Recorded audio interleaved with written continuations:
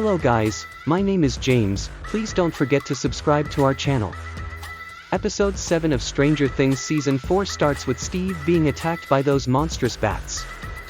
Nancy, Robin and Eddie show up though and manage to fight them off, saving Steve.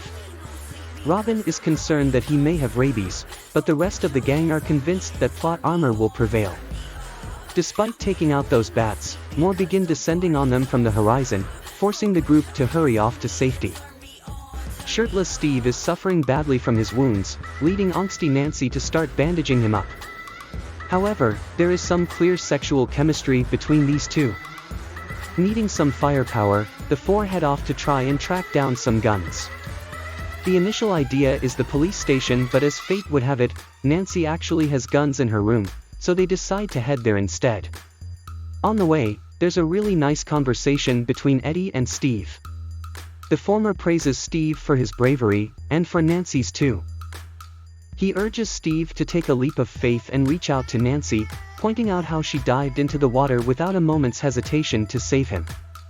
Not only that, but he also admits that Dustin is always praising him. Back in our world, Wallace's torture reaches critical levels. After being trapped in that locker for most of the season, the poor officer reveals Eleven's location. This inevitably adds some pressure to an already tenuous situation, as Dr. Owens verbalizes our concerns with these flashback scenes. Owens is worried that they're not seeing enough progress with Elle, who is still not able to control her powers despite that little outburst. This pushes Brenner to face Eleven, urging her to confront her past and not to be afraid any longer. Elle agrees, and Brenner sifts through dozens of tapes to one that's the most important. This one comes in the form of Brenner torturing Elle's bullies, demanding the truth about what happened to Eleven. The thing is, this is all Brenner's plan, strategically moving all the puzzle pieces around to strike Elle and have her killed by the other test subjects. Brenner knows he can't control Eleven and wants to try and kill her before it's too late. So through these flashes, we see Eleven concoct a plan to escape, skipping out before she's killed, with help from the orderly. The thing is, this orderly can't join Eleven given he has a chip in his neck that stops him from going too far. He too is a prisoner. Eleven helps destroy the chip in his neck and free him from this torturous ordeal. Guards soon show up and corner the pair. It turns out this orderly actually has powers as well. Something that appears to have been stifled by the chip in his neck. He shows off his wrist, which has etched the numbers 001. He's test subject number 1. The orderly encourages Eleven to hide out in a closet while he keeps her safe. It's now apparent, especially from the screams in the hallway, that he's the one who slaughtered everyone, not Eleven. This reframes everything from the flashback at the start of episode 1. The rest of the kids are brought in for questioning with the police.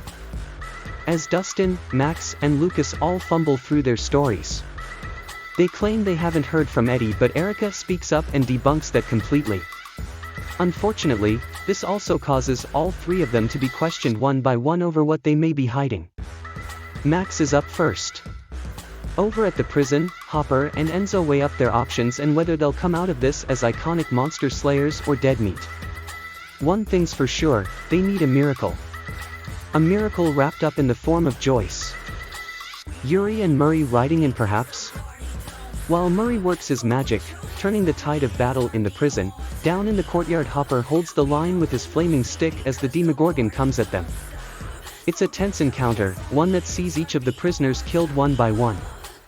Enzo and Hopper manage to get to safety, and in doing so Hopper finds himself face to face with Joyce.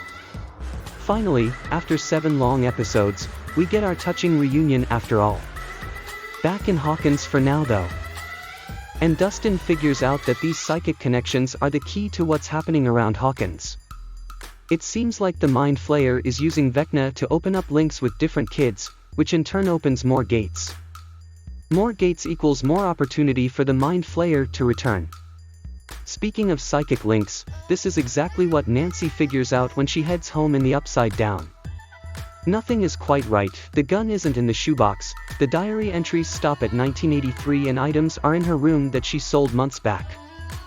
However, as they all convene in the lounge, they start hearing Dustin's voice filter through into this world. It's here the kids realize they can communicate just like Will did with Joyce, and reach out to touch the lights. Eddie gives out an SOS message, which Dustin and the others interpret as our group heading through Watergate. The group are clever, setting up a light bright magic screen to communicate with one another. Through this, Dustin encourages them to head off and get to Eddie's trailer. On the way, they sabotage the police cars so they can't follow.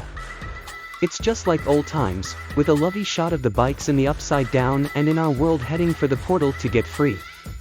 It's actually one of the best visual shots in the whole episode. The gang eventually make it to the portal and communicate with one another, as Dustin laughs gleefully upon seeing them there. Robin is first out, followed by Eddie.